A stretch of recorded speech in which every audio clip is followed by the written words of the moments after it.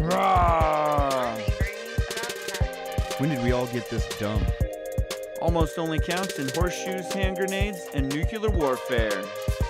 I don't see any bodies, so it doesn't count. I'm angry about tax. I'm the chef. I want to hear one thing. Yes, chef. Come on, man. Use your brain. The Why I'm Angry podcast starts now. All right, everybody. This is a late night version. I've got the kiddo in bed. I couldn't get anyone else up and at him around this time, so you're going to have to deal with the chef and muddle through somehow, like I always say. But just wanted to get on. There is, in Ohio here, there was some major goings on with the new election stuff. There was a special election today. We were supposed to vote. It was one event, so we're going to get into that. I've got a few headlines. Just been kind of slow. One of the papers I wrote or I write or work with basically says on one of the days in the last couple of weeks here that there's just one big headline, and that was it. And it was just there was a Russian port attack.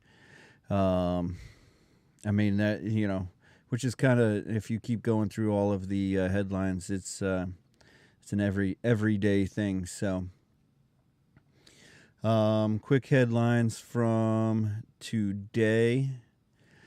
There's an assassination plot in Ukraine thwarted. A woman was arrested in connection purported to assassination plot on the President Vladimir Zelensky.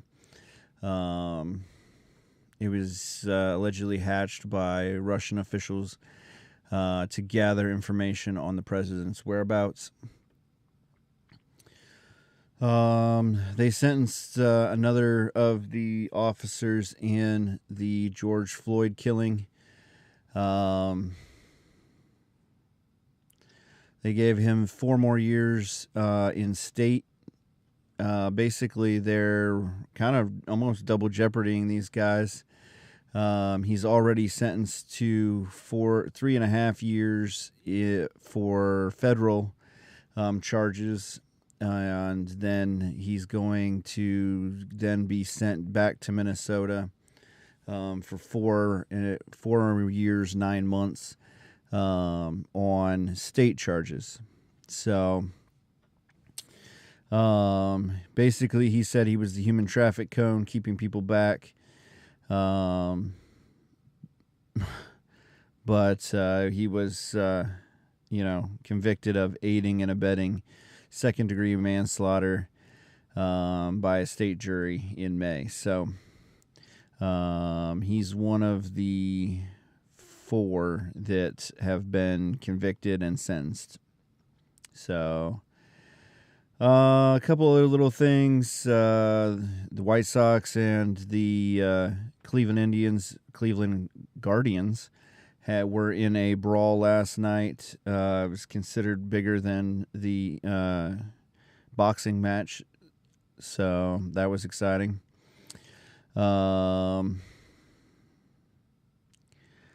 There's a nanoscale tattoos. It's basically wire patterns that allow real-time sensing. They provide key steps towards monitoring your health and individual living cells. This is supposed to be one of the breakthrough achievements. It's also supposed to be what they are going to use so that when you get a prosthetic hand or foot, that it will basically be able to transmit the brain patterns to your other extremities, and then also to the prosthetic. So, kind of exciting, kind of scary. I mean, if you look at AI coming up, and then we're creating tattoos that run information, which, I mean, honestly, it's not a super far stretch to think they could create tattoos. I mean, they've been printing your liquid crystal displays and things like that for years now. I mean, if you look at those calculators with the front facing the little strips that show your number, that's a printed LCD. So one of those things that you just, you keep an eye on it with a tight thought. South Korea evacuates roughly 40,000 scouts from southwestern coastal site of the World Scout Jamboree event as tropical storm Kanan nears. The storm is expected to make landfall Thursday in the morning local time. So that's kind of the headlines from today. I figured I'd go back another day. Obviously, the U.S. is out of the World Cup. There's political turmoil in Pakistan. There was a train crash in Pakistan. The death toll is over 100. Simone Biles wins the U.S. Classic. It's her first competition since the Tokyo Summer Olympics. Barbie hauls in over $53 million. I'm not sure whether that's good or a referendum on where we're at in our lives right now. The train crash killed 30, injured over 100, and they're talking about maybe even more. So there was also a bus overturned in a bus overturns at a curve, crashes in central Monaco. So rough day in Europe and Asia for vehicle, mass transit. So there was a Chinese warship that conducted a naval experiment on another Asian. I don't remember what the country was, but fired upon and sunk a maritime frigate. Just a normal everyday frigate. Says it was a mistake, but I don't believe in the coincidence that we were out doing naval exercises and made a mistake from China. So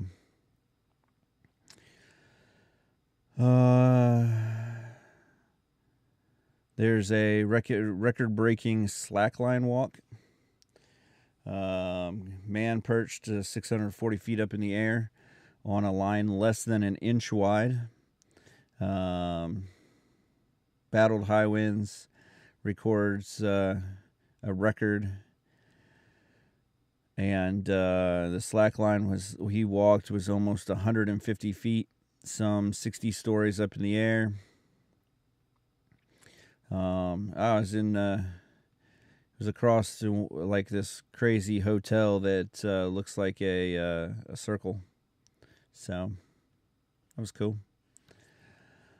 Let's see if I got anything else on the updates here. I had one more. Yep, headlines. All right. So the U.S. hiring growth stays steady. 200,000 and slightly above the downward revised 185,000 jobs in June. According to the government data released yesterday, the unemployment rate dropped 3.5% from 3.6 in June and 3.7 in May. The average hourly earnings grew 0.4%, which is not keeping up with inflation, but you can think that that's a growth and be happy with it. Month over month and 4.4% over for the year over the year, matching June. Some 20-year-old murders They've identified the remains of a 34-year-old woman. In these murders, on that, I've heard some rumblings on that Gilgo Beach in New York. It's one of those deals where they found some remains. They haven't really been able to put everything together on it. They've got over 11 people have been discovered in total so far. So they're considering it a serial killer. So Diana Taurasi is the first WNBA player to reach 10,000 points, which is a milestone and a half. I mean, 10,000 points is a lot of points. So during that, she had 1,344 three-pointers. Sue Bird is the only other NBA player to surpass 1,000 three-pointers. So Big Ten clears the way for Oregon and Washington to also join. They've got USC and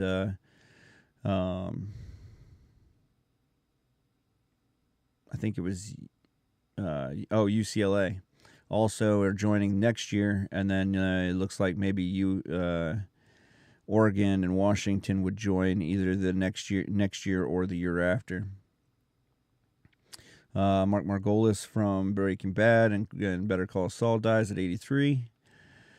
And NASA, if you believe in NASA, successfully delivers a cargo ship to the International Space Station, if you believe in that.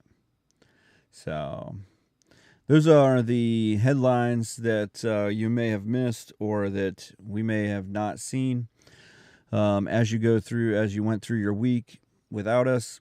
It's been a couple weeks. Again, continue to pray for the other hosts. There are moments in life where you look at your life and reflect, and you either worry about what could be and the end, or you reshape your things and do better at what you're doing. And I think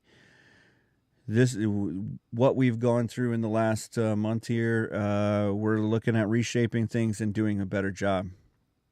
So hopefully we'll have the full story maybe next week or the week after. Maybe it won't come for a while, but just be praying for the hosts here as we've had some life altering things happen. So make sure that you're checking out our merch store. This is my shameless plug. Check out our merch store, the Why I'm Angry podcast, whyimangry.com, or on any social media as the Why I'm Angry podcast. Get on and make sure you're downloading our podcast. Make sure you like it, you share it, get it out there. We think we got a good product going out, and we're working on continuing that product and making it even better. We're bringing on some more hosts, some more specials. I'm working on that right now as we speak, and hopefully that'll slide into effect, and you'll see more specials from new people, our researchers, people who have sent out stuff to us from time to time. And then you'll also see more specials from our other hosts, so our regularly scheduled hosts. So you'll get that too. So today we voted in Ohio. This is one of the big things I wanted to talk about. I talked a little bit about it on the live Get Out and Vote noon special. It was about 15 minutes or so. But so I got to kind of see firsthand how the information was so garbled. It was so just like everybody had their special interest groups. It was funny. My mother-in-law called She was reading the articles while she was kind of talking to us, and she wasn't sure. Like she was visibly disappointed that or not visibly because I couldn't see her because she was on the phone, but she was audibly disappointed that the bill had not passed. And so she was reading the articles and stuff, and she's reading these, and then she starts to see, there were reports and there were commercials about special interest groups. This special interest group wants you to pass it because they want to control abortion, or this special interest group wants you to pass it because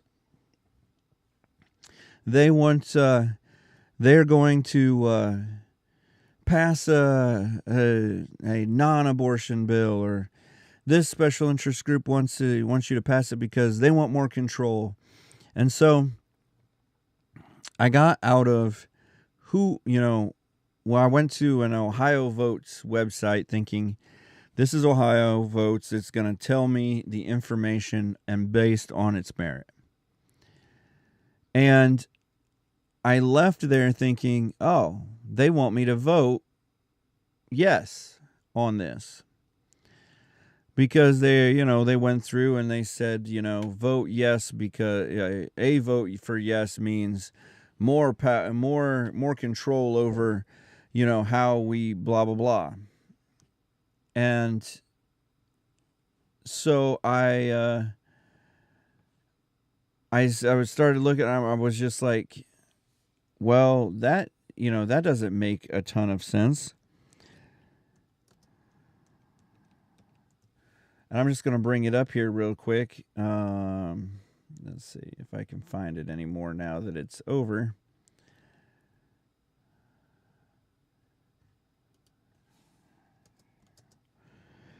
So I was looking at that, and no, I'm not going to find it since it's already over, and they are. Oh wait, maybe. No.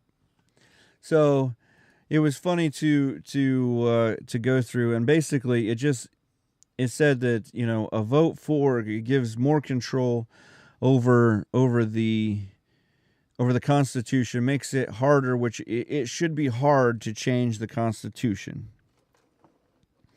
And a vote against just says that you don't care about the Constitution, and you think it should be easy to change willy-nilly without regard. And I was like, okay, that's cool.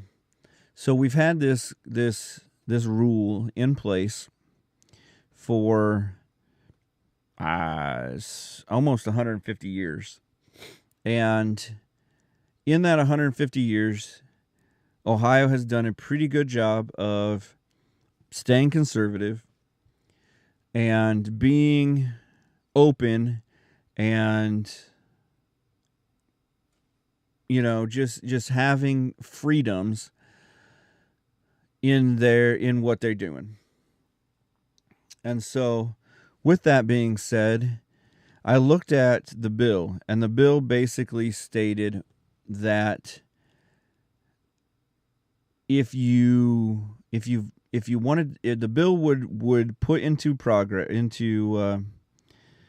the Constitution a deal that said, or a law that said that 60%, you had to get a supermajority or 60% of the vote to pass a law. And on its front side, that sounds good, because 60% means that a vast majority of the people would want that law, and that would also make it so that any law that was passed would have to be overwhelmingly favorable, in that area. So I was like, okay. So then the second part of the law said that instead of 44% or 44 counties 5% of the population in 44 counties to put a bill on the ballot, or a constitutional amendment on the ballot, you had to get 5% of 88%, or 88 counties, which is all of the counties in Ohio, and you had to get 5% from each county. And if they went and audited your petitions and you didn't get them, there was no possibility of changing it. They would just throw your amendment out. So I started looking at it, and I thought, we're working with some like absolutes here. Like, yes, I do think that it should be tough to change the Constitution of Ohio. At the same time, I want the Constitution of Ohio to be able to be changed when needed. So, on either side, if you have to vote 60% to change it, 41% can stop you from changing it.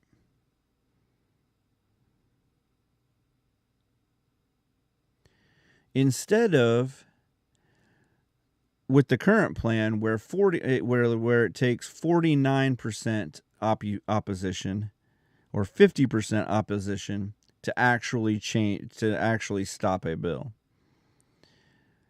So yeah, I have to have more people to like my bill to get it to go. At the same time, I don't have to have as many people to stop a bill from getting through, or an amendment to the Constitution to get through, to stop it. Which means that any positive change that I want to do, or anything that the other side would fight against, I'm not getting through, because most of the time the opposition on a nonsensical bill, it could be less than 40%. It could be 42% or something. It could. So it's not normally a vast majority of people. It's normally a small amount. And so with that, a lot of bills could be a lot of good work that could be done. It could be stopped by a smaller amount of people.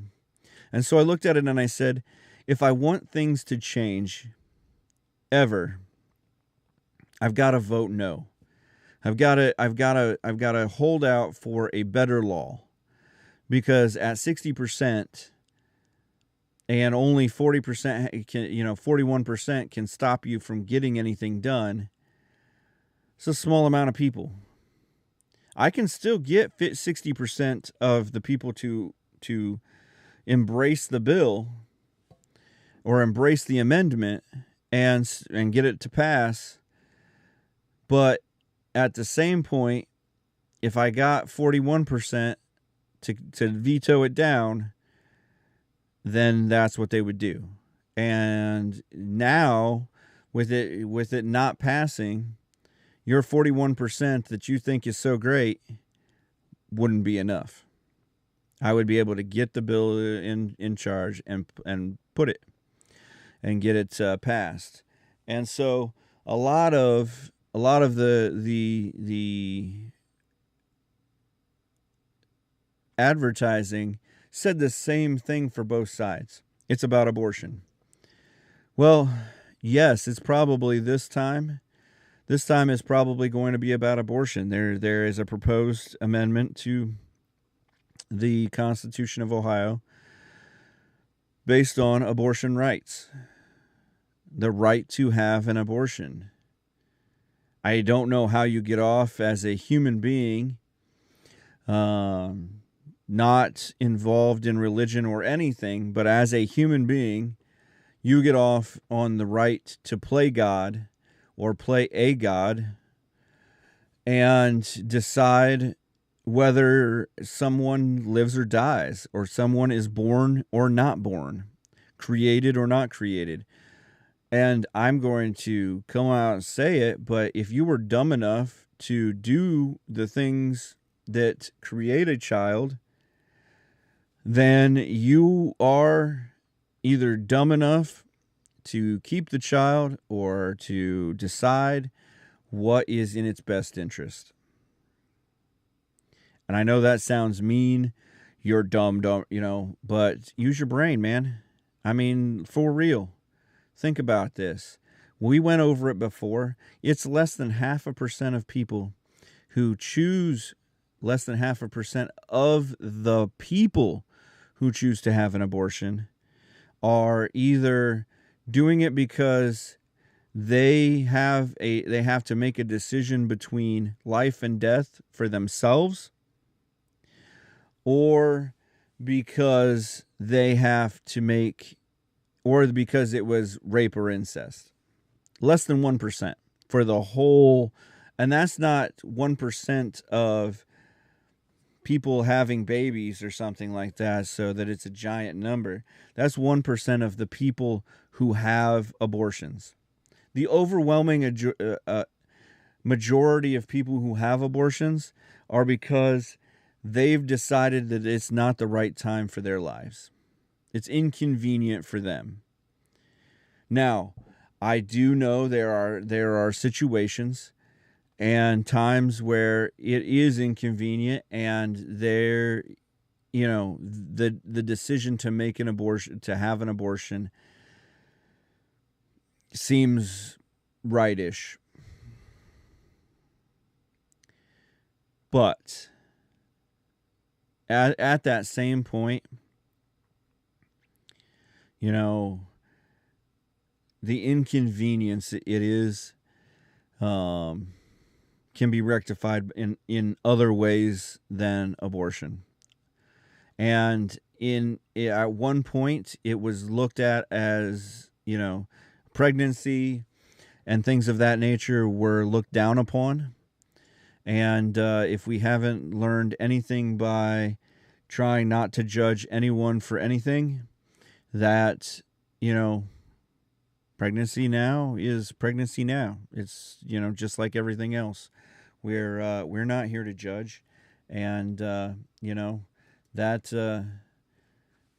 that being said, we can't judge you on whether you had an abortion, or whether you had your child, or you didn't have your child, or any of those things. So we're not allowed to do that anymore, because we can't judge anything, or we're judgersons, and that's just not nice.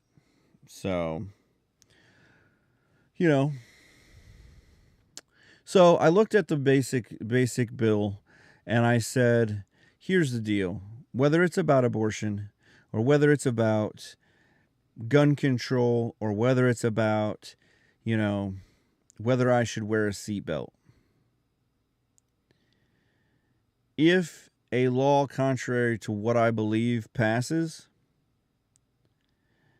I'd rather eventually be able to get the votes and get the people around and rally the troops to be able to change that law eventually,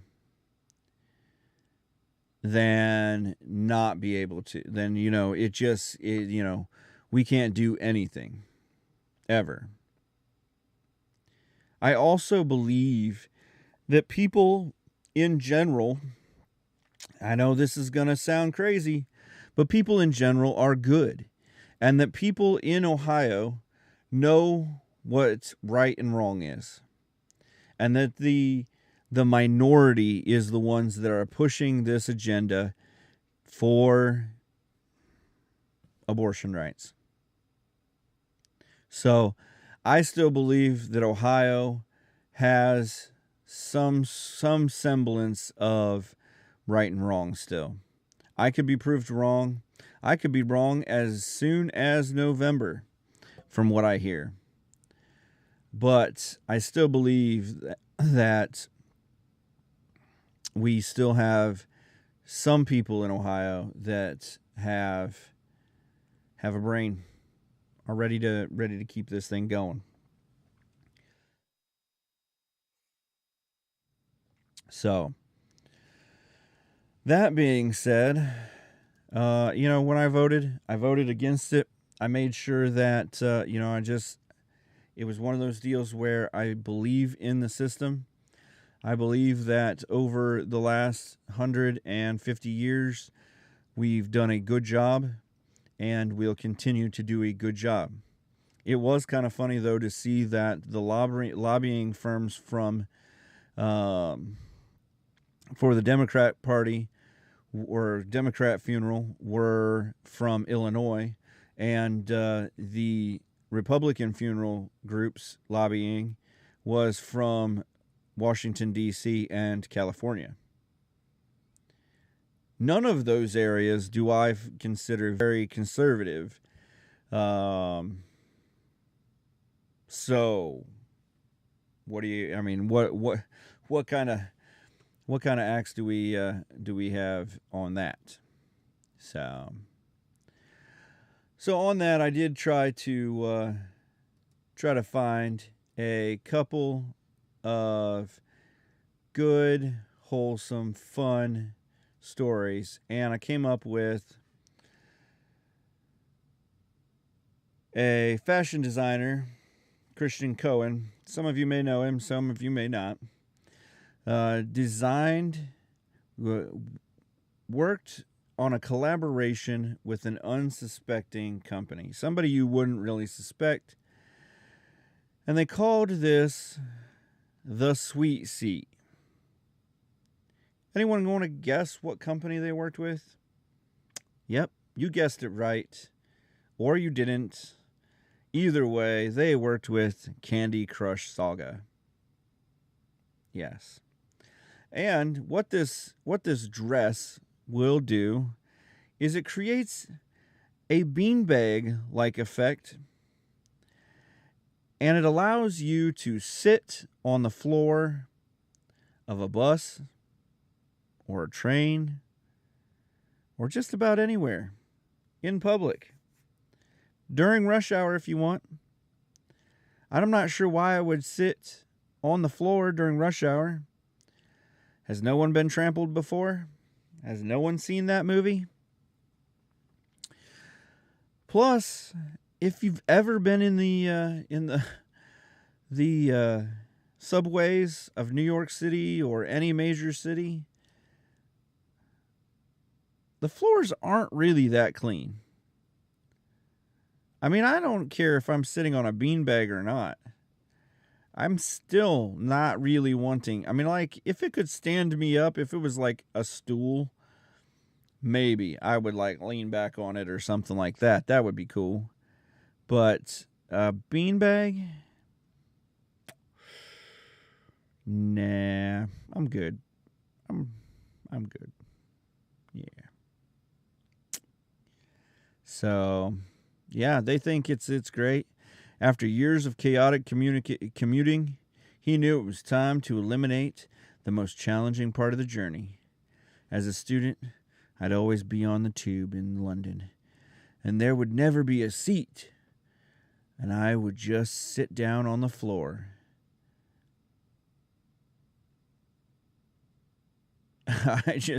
Why? Oh, yeah, no. I'm not sitting on the floor. I never sat on the floor. I commuted. I rode the T in Pittsburgh a bunch. I've gone to the subways in Chicago and New York. I've been in public transit in Germany, in Frankfurt, and Zurich, Switzerland, and no, I'm not sitting on the floor. You're, for one, I can't protect myself. For two, I'm not, what happens if I get mugged? This is great. I'm looking at one of the photos, and some construction guy is sitting on a park bench, and she's sitting on a park bench in her beanbag dress thing, and he's looking at her like, what the heck are you doing? And that's pretty much what it is. It's like this isn't even like a good concept. Like she's not even able to sit on the dress right. Like she's got to kind of sit, and then the dress kind of flops around her. I mean, it's terrible. And it costs $1,000. I can make you a beanbag dress for like $75, maybe. I mean, that's like, I'm pretty sure I could get it for under 50. We made my sister a beanbag soccer ball Halloween costume one year. I think the soccer ball itself cost like $16. And I think we threw a few beans in it just to like keep it. And I think those were like maybe 10 or 15 also. So maybe $35. So I'm thinking a dress, maybe get a bigger beanbag. Maybe it costs a little bit more. I think then you might get to $50, but only then. So in the other uplifting news, a road crew paints a stripe over a pretty big, I mean, that's kind of like eye of the beholder thing, a pretty big dead raccoon on a Memphis street. Yep, let that sink in. A road crew just painting the line on the side of the road, probably just not even paying attention, just right over a dead raccoon. Somebody happened to see it and took a photo of it. It's been getting pretty good attention. And yeah, just right on over. Somebody said it's kind of sad that they just striped over a dead animal. I would assume they have a street sweeper machine come through before they did the job that big. But who knows? Do they street sweep up raccoons? I thought they like somebody went through and like shoveled them into a bucket or they just like run the street sweep, suck them right up. It's like big bugs or something. Raccoons are now big bugs in Memphis on their street sweeping machines. I'm not sure that's how that works. That's like a pretty expensive machine, and I don't think they like to sweep up big animals. So, but whatever. But I mean, maybe they do. I could be wrong. But it is kind of funny if you see the photo. It is like just a white line right across the middle of a dead raccoon. I mean, I'm sure people were sad, and PETA's out going, you desecrated the body of a dead raccoon. But, he's dead. He's not here. His soul's wherever. It's either in heaven or in hell. I mean, depending on whether he loved Jesus or not. So, yeah. So that was it for him. I really don't have any other news for you guys. I just another reminder that, every week we're putting on new merchandise, and this is not a conglomerate run, not a corporate run podcast. So if you do enjoy our podcast, make sure you get the word out, help us get the word out, and pick up some of that merch, or drop us a line. Let us know if you want to be a benefactor, or you want to help, or be a sponsor, or your company wants to get some advertising with our podcast. We'll gladly plug whatever you've got to sell. So let us know. And I mean, obviously, if it's not guns or something, we're going to be less likely to. But it's as long as it's something that's morally or ethically right, we'll plug along. So with that exciting news, I think. Remember to follow, like, and share the Why I'm Angry podcast across all social media platforms and anywhere you get your podcast. The Why I'm Angry podcast ends now.